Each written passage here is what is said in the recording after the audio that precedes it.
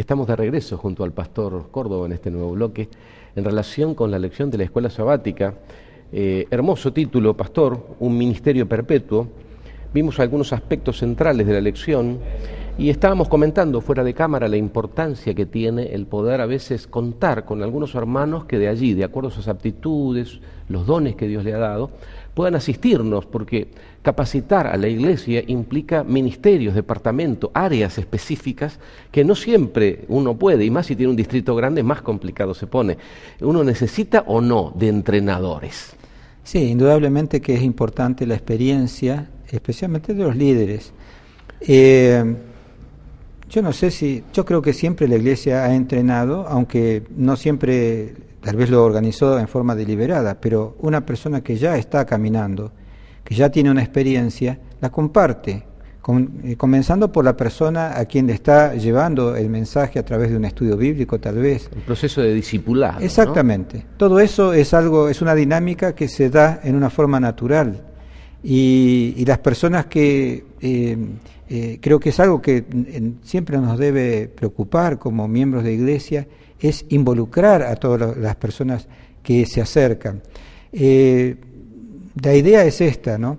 Cuando nace un nuevo miembro, o sea, cuando ingresa a la iglesia, a veces uno piensa como en un bebé. Yo a veces he escuchado, este es un bebé, hay que cuidarlo, es un bebé espiritual, etcétera, pobrecito, hay que, ¿no? Pero a mí me gusta más la ilustración que he visto en algún documental que ustedes también habrán visto. Por ejemplo, el nacimiento de una jirafa, me acordé de una jirafita. La jirafa, daba a luz, la mamá jirafa, las patas son muy largas. El niño, vamos a decir, o el hijito, jirafa, caía de más o menos 2 metros de altura, caía a tierra. Y se daba un golpe y enseguida se movía y procuraba con unas patitas bien finitas, ¿no es cierto? Y muy débil todavía, pero de incorporarse. Y después de un pequeño movimiento medio grotesco, pero finalmente se podía parar, medio temblando, y ya salía caminando. Eso me impresionó. Y eso es lo que ilustra mejor a un miembro, a un nuevo miembro. Ya comienza caminando. No es un bebé, porque el bebé da la idea de que hay que asistirlo, hay que darle, claro, y tiene que estar totalmente dependiente, ¿no? Totalmente dependiente. No, tiene que comenzar a dar desde el vamos, tiene que comenzar a caminar desde el vamos. Eso es lo que puede hacer de que esas personas no solamente crezcan, se desarrollen, sino que permanezcan y sean una bendición. Amén, amén. También la lección resalta, entre otras cosas, la importancia de recuperar a los exmiembros y se asocia con una palabra difícil de digerir para algunos, el concepto de apostasía, pastor. ¿Cómo ve este tema usted? Bueno, la lección lo plantea como algo hermoso en el sentido de ir en busca de los que no están, pero tenemos entre nosotros un número importante muchas veces de hermanos que no están entre nosotros por diversas razones. No cabe aquí analizarlas, pero sí el hecho de que por alguna instancia no están cerca de la comunidad de la iglesia, o se han apartado o fueron invitados a no seguir en las líneas por causa de alguna conducta inapropiada, pero la verdad es que tenemos muchos hermanos. Sí. Ya la iglesia primitiva, aparentemente, por lo que uno conoce, ya existía, está hecho, desde el comienzo, sí, ya hubo situaciones así. ¿Y qué ministerio Dios nos ha dado para ir en busca de esta gente?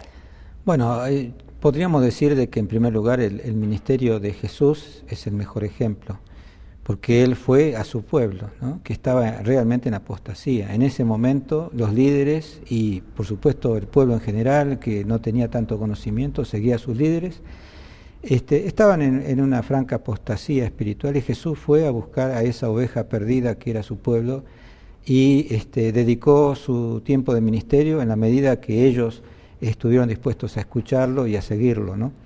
De manera de que yo creo que todos, como miembros de iglesia, podemos hacer algo para recuperar a aquellas personas que una vez estuvieron a nuestro lado o estuvieron gozando de las bendiciones del Señor.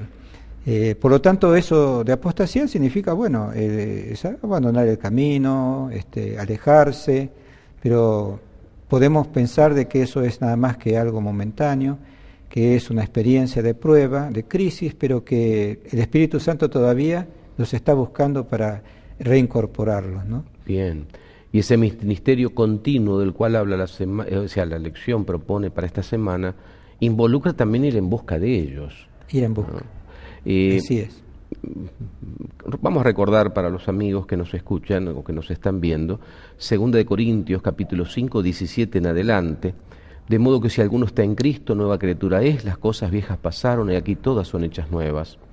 Y dice, y todo esto proviene de Dios, quien nos reconcilió consigo mismo por Cristo, y dice, y nos dio el ministerio de la reconciliación, que Dios estaba en Cristo reconciliando consigo el mundo, no tomándoles en cuenta a los hombres sus pecados, y nos encargó a nosotros la palabra de reconciliación.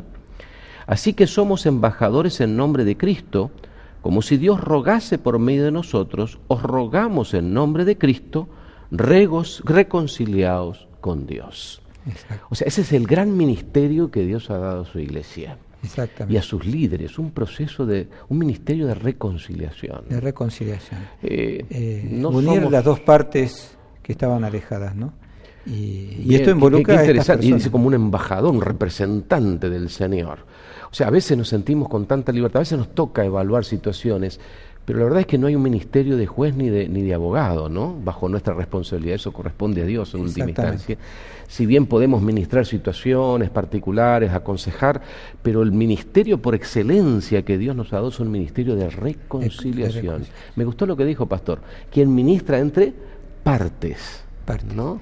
Sin duda de que nosotros no podemos evitar de que haya personas que a lo mejor uno piensa, bueno, no estaba suficientemente madura, no hubo razones, nunca se justifica, digamos, un alejamiento, porque nos estamos, sin darnos cuenta, quizá nos estamos alejando de Dios, no de fulano, ni de mengano, de un hermano, de una persona que a lo mejor no nos trató bien, sino que nos estamos alejando. Uno podría decir, bueno, pero si yo no voy a la iglesia, igual puedo ser un buen cristiano.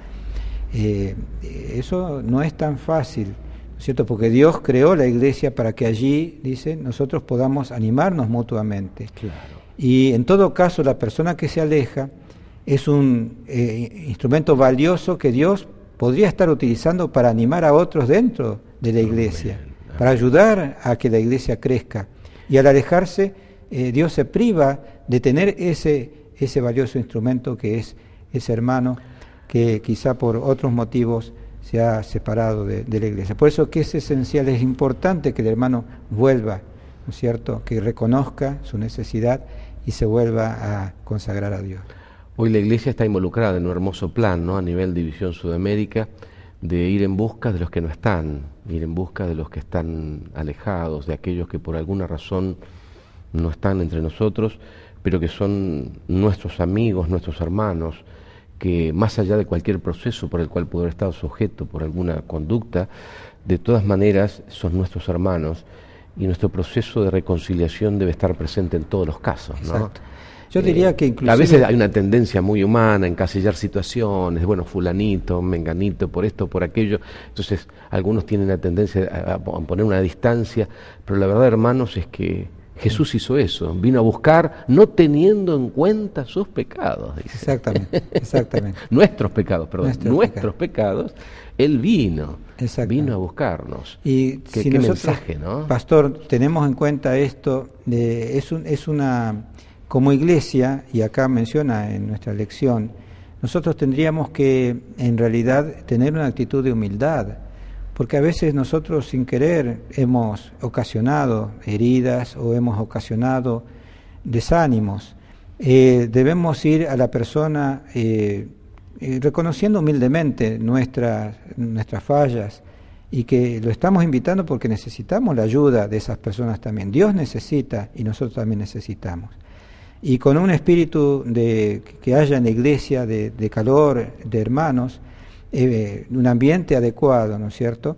Es más fácil cerrar la puerta de atrás, como dice una parte de nuestra lección. Es más fácil. Obviamente no podemos, es inevitable que alguno se irá, porque Dios, digamos, nos da libre albedrío, pero cerrar al máximo para que la mayoría persevere y la mayoría pueda seguir creciendo y la mayoría pueda, cuando venga Jesús, también estar preparado, ¿no? Amén. Qué hermosura, pastor. Gracias.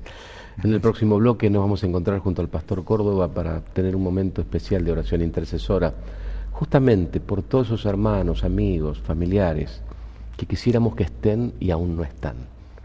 Enseguida regresamos.